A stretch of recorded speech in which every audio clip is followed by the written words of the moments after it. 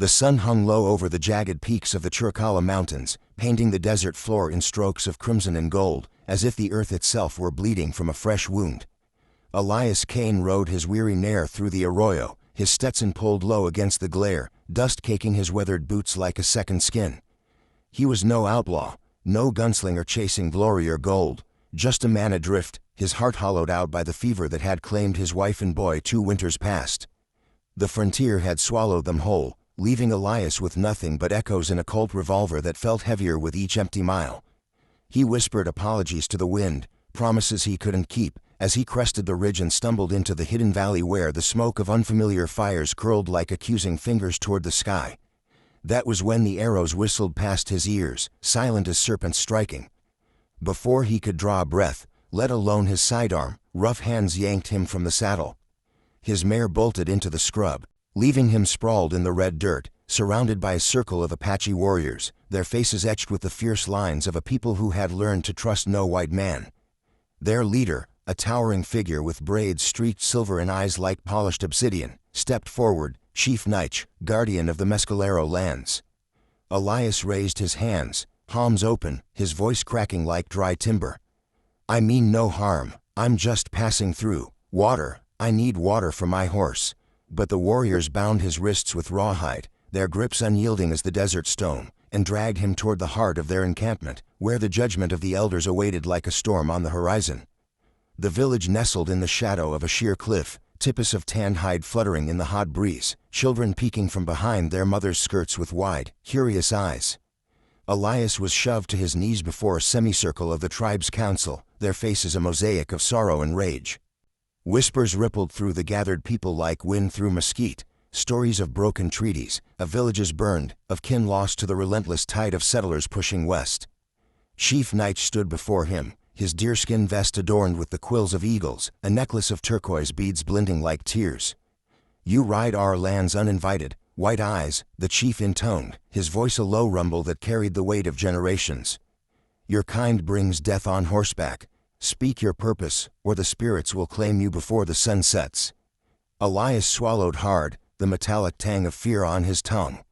He thought of Sarah's laughter, of little Tommy's chubby fists clutching his suspenders, and the ache in his chest sharpened to a blade. "I got no quarrel with you, Chief. Lost my way after a storm up north. My family's gone, taken by sickness, not bullets. I'm no soldier, no rancher stealing water or grazing cattle on your grass. Just a ghost looking for peace." The warriors murmured, their hands twitching toward knives and bows, but Nitch held up a hand, silencing them. He circled Elias slowly, like a hawk eyeing prey, then nodded to an elder who stepped forward with a gourd of water. Elias drank greedily, the cool liquid a fleeting mercy, but it did little to quench the fire of dread building in his gut. As the sun dipped lower, casting long shadows that danced like specters across the camp, the trial unfolded in the ancient way of the people. Witnesses came forward, scouts who had tracked Elias's prints across sacred springs, women whose gardens had been trampled by stray hoofs in the night. Each accusation landed like a stone in still water, rippling outrage through the assembly. "He carries the mark of the bluecoats," one warrior spat, pointing to the faded army surplus jacket Elias wore, bartered from a trader in Tucson. "His horse fouls our streams," Elias protested, his voice rising in desperation, but the words fell on deaf ears. He saw it in their eyes, the cumulative weight of raids and reservations, of promises whispered by Washington men and shattered like brittle clay. In their gaze, he was not Elias Kane, widower and wanderer, he was the embodiment of every betrayal the land had endured. Night fell swiftly in the valley, stars pricking the velvet sky like the eyes of ancestors watching from above. Torches of ocotillo branches flared to life, illuminating the chief's face in flickering amber. Nitch raised his voice, addressing the tribe in the melodic cadence of their tongue before turning to Elias. "The council has spoken. You will join the bones of those who came before, scattered to the winds as a warning." A collective breath held, then released in murmurs of grim approval. Elias's knees buckled, the rawhide biting into his skin as guards hauled him toward the edge of the camp, where a shallow grave had already been dug under the watchful moon. He thought of Sarah's last words, "Be kind, Elias, even when it hurts," and a sob tore from his throat, raw and unbidden. This was no heroic end, no blaze of glory, just a forgotten man, dust to dust, in a land that cared for neither. But then, from the throng of women and elders, a figure emerged, slender and poised, her dark hair cascading like a raven's wing down her back, adorned with a single eagle feather. It was Awinita, the chief's daughter, her name meaning fawn in the old tongue, though there was nothing fragile about the fire in her eyes. She was 19 summers old, her skin bronzed by the sun, her deerskin dress embroidered with the intricate patterns of corn maidens and thunderbirds. The camp fell silent as she approached, her bare feet silent on the packed earth, the torchlight catching the silver concho belt at her waist. Nietzsche's brow furrowed, a flicker of surprise crossing his stern features, but he did not bid her stop. Awinita halted before her father, her gaze steady, then turned it upon Elias, who knelt there, head bowed, awaiting the inevitable. The air thickened with anticipation, the crackle of flames the only sound. Awinita drew a breath, her voice clear and resonant, carrying across the valley like a prayer on the wind. "He saved my brother," 4 words, simple as river stones, yet they crashed through the tension like a sudden rain, soaking the parched ground of judgment. Gasps rippled outward, warriors exchanging glances, elders leaning forward with hands clasped. Elias lifted his head, confusion etching lines deeper into his face. Saved her brother, he had no memory of such a deed, no tale of heroism to cling to in this his darkest hour. Nietzsche's eyes narrowed, his voice a whip crack. "Daughter, speak plain, what madness is this?" Awinita did not flinch, she stepped closer to Elias, her presence a shield against the encroaching shadows, and in the firelight, he saw the faint scar along her forearm, a thin white line like a crescent moon. 2 moons passed. During the green moon when the wildflowers carpet the canyons, she began, her words weaving a tapestry that held the tribe captive. "My brother, Taza, only 10 summers, wandered too far chasing a jackrabbit. The flash flood came without warning, the arroyo swelling like an angry spirit. He clung to a mesquite root, the waters roaring black and hungry below. I heard his cries from the ridge, but the current was too swift, I could not reach him." The camp leaned in, memories of lost children stirring like ghosts among them. Awinita's voice trembled now, not with fear, but with the raw edge of gratitude long unspoken. "I ran for help, but the warriors were hunting far afield. Then, from the mist of the storm, a rider appeared, not one of ours, but a white man on a bay mare, his hat sodden, his face streaked with mud. He did not hesitate, he spurred his horse into the torrent, rope in hand, and lassoed the branch where Taza clung. The waters tugged at him, pulling horse and man alike, but he held fast, inching backward until he could haul my brother to safety." Taza coughed and shivered in his arms, alive because of this stranger's courage. Elias's mind reeled, fragments of memory surfacing like bubbles in a disturbed pond. The storm, yes, the blinding rain that had turned the trail to slurry, forcing him to seek shelter in the canyon. The boy's cry, faint over the thunder, pulling at something deep within him, a paternal instinct he thought buried with his son. He had acted without thought, without question of tribe or tongue, only the primal urge to save a life teetering on the brink. The boy had scampered away, wide-eyed and wordless, vanishing into the scrub as Elias collapsed against his horse, drenched and drained. He had ridden on, assuming it a fleeting mercy in a merciless world, never dreaming their paths would cross again under stars such as these. The revelation hung in the air, a bridge spanning the chasm of suspicion. Warriors who had moments before gripped their weapons now lowered them, their posture softening like yucca after frost. An elder, her face wrinkled as canyon walls, nodded slowly. The spirits move in circles, unseen. Whispers turned to questions, then to a low hum of recounting. Taza himself pushed forward by his mother, the boy pointing at Elias with a mix of awe and recognition. "The water man, he pulled me from the river's mouth." Nietzsche's shoulders, rigid as lodgepoles, eased imperceptibly. He turned to his daughter, searching her face for deceit, but found only truth, bright as the morning star. Yet the moment teetered, fragile as a spider's thread. Old wounds festered deep, mercy was not easily granted in a land scarred by iron and fire. A burly warrior, scarred from battles with Mexican lancers, stepped forward, his voice gravelly with doubt. "One act does not erase the shadow of many. What if he brings the soldiers here, trailing like coyotes after a kill?" Murmurs of agreement swelled, the tide of judgment threatening to surge anew. Elias felt the rawhide tighten, his pulse a war drum in his ears. He met Awinita's gaze, saw the plea there, not for his life alone, but for something greater, a mending of the frayed fabric between worlds. It was then that the unexpected turned, a profound realization dawning not just on Elias, but rippling through the assembly like dawn's first light. Awinita raised her chin, her voice gaining strength, laced with the quiet authority of one who had stared down death. "Father, hear me. This man did not ask for thanks that day. He rode into danger for a child he did not know, of a people he feared as much as we fear his. In his eyes, I saw not the conqueror, but the father, grieving, alone, extending a hand across the flood. If we spill his blood now, we drown not just him, but the spark of humanity that binds us all. The Great Spirit does not measure by skin or tongue, but by the heart's hidden rivers." Her words struck like lightning, illuminating truths long buried under layers of resentment. Elias, listening, felt a dam break within him. For the first time since Sarah's grave, he saw not his isolation, but connection, a thread of selflessness woven through strangers' lives.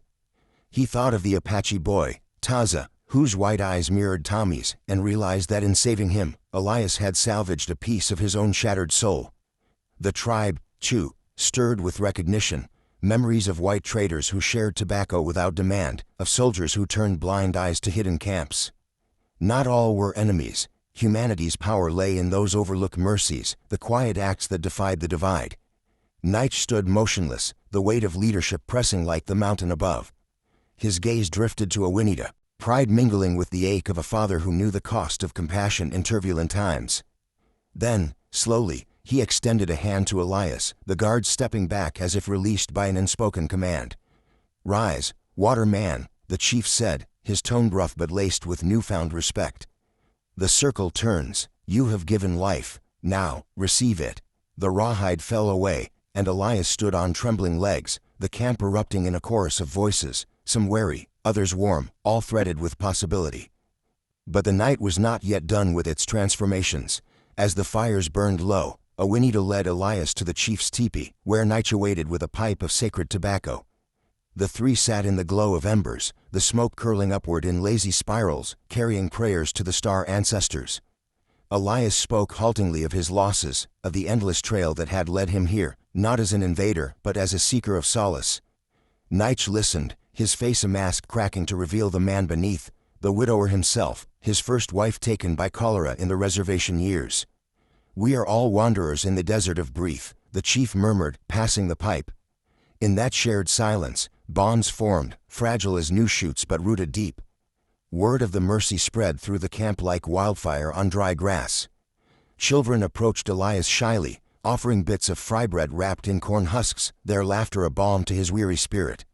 Taza shadowed him, chattering in a mix of Apache and broken English, demonstrating how he now swam the arroyos with the confidence of one reborn. Even the doubting warrior, after a long pull from the peace pipe, clapped Elias on the shoulder, grunting, "Next flood, we ride together." Awinita watched from afar, her heart swelling with a quiet joy she hadn't known since her mother's passing. In Elias, she saw not just a savior, but a mirror to her own unspoken longings, for a world where kindness bridged canyons wider than any river. As dawn painted the eastern sky in hues of rose and saffron, the emotional climax crested like a wave held too long at bay. The tribe gathered at the valley's mouth, where Elias's mare had been recaptured and returned, her coat brushed to a shine by young hands. Nietzsche stepped forward, his voice booming across the assembly. "This man, once judged, now walks free, not as guest, but kin. But freedom alone is a hollow gift. Elias Kane, you carry the weight of your people's sins, as we carry ours. Will you aid us, as we aid you?" Elias hesitated, the cold at his hips suddenly foreign, a relic of division. Then, looking to Awinita, whose eyes held the steady light of trust, he unbuckled the holster and laid it at the chief's feet. "I will," he vowed, his voice steady for the first time in moons. "Not with guns, but with hands open. Teach me your ways of the land, and I'll share what little I know of the trails beyond." The act of surrender, of laying down arms not in defeat, but in generosity, ignited the spark. Cheers rose, mingling with chants to the morning star, and in that moment, compassion bloomed transformative. Elias knelt, accepting a beaded armband from Awinita's hands, its pattern of interlocking feathers symbolizing unity. The tribe encircled them, voices rising in harmony, a song of healing that echoed off the cliffs. For Elias, it was redemption, a lifeline pulled from his own flood of despair. For the Apache, it was hope, a reminder that selflessness could rewrite fates etched in blood. Days blurred into weeks, the valley becoming a crucible of shared labors. Elias learned to weave baskets from yucca, to track game by the whisper of wind in the grass, his calloused hands adapting to tools of sinew and stone. In return, he sketched maps of safe passes through the Sierra Madres, warning of army patrols and offering stories of distant rivers teeming with salmon. Awenida became his guide, her laughter a melody that chased shadows from his dreams. One evening, as they sat by a stream, polishing arrowheads under the gibbous moon, she spoke of her fears, the encroaching railroads, the vanishing buffalo, the erosion of traditions like sand through fingers. "We fight to survive," she said softly, "but survival without heart is just enduring." Elias nodded, tracing the scar on her arm with a gentle finger, the same one that mirrored the faint mark on his palm from hauling Taza free. "I thought I was enduring too, after Sarah and Tommy, but you showed me, kindness isn't a weakness. It's the root that holds the tree in storm." Their hands met, tentative as fawns at water's edge, and in that touch, a profound realization settled. Humanity's power lay not in conquest, but in these quiet intersections, where one soul's generosity watered another's drought-stricken spirit. Unexpected turns came softly, like rain in monsoon season. One dawn, scouts returned with news of a cavalry patrol probing the borders, their bugles a harbinger of raids. Panic flickered through the camp, but Elias, drawing on memories of frontier skirmishes, proposed a ruse, herding decoy mustangs to draw the soldiers into a box canyon, where Apache archers could turn them back without bloodshed. Nitsch agreed, and under cover of dusk, the plan unfolded. Elias rode at the fore, his voice a steady call to the ponies, leading the bluecoats on a merry chase while Awenida and the warriors flanked unseen. Arrows sang not to kill, but to warn, embedding in saddles and wagon wheels, forcing retreat with tails tucked and egos bruised. The victory was bloodless, a testament to cunning over cruelty, and the tribe's respect for Elias deepened into brotherhood. Taza, ever the shadow, gifted him a small bow carved from cedar, whispering, "Now you're one of us, water man." Even Nitsch, in private moments by the fire, shared tales of his youth, raids not born of hate, but necessity, and the rare truces forged over shared smokes with Comanche foes. "We are all children of the same sun," the chief reflected, his eyes distant. "It is the darkness we choose that divides us." As autumn winds carried the scent of ripening mesquite, Elias faced another turning point, one that tested the mettle of his newfound kin. Word arrived via a wandering Navajo trader.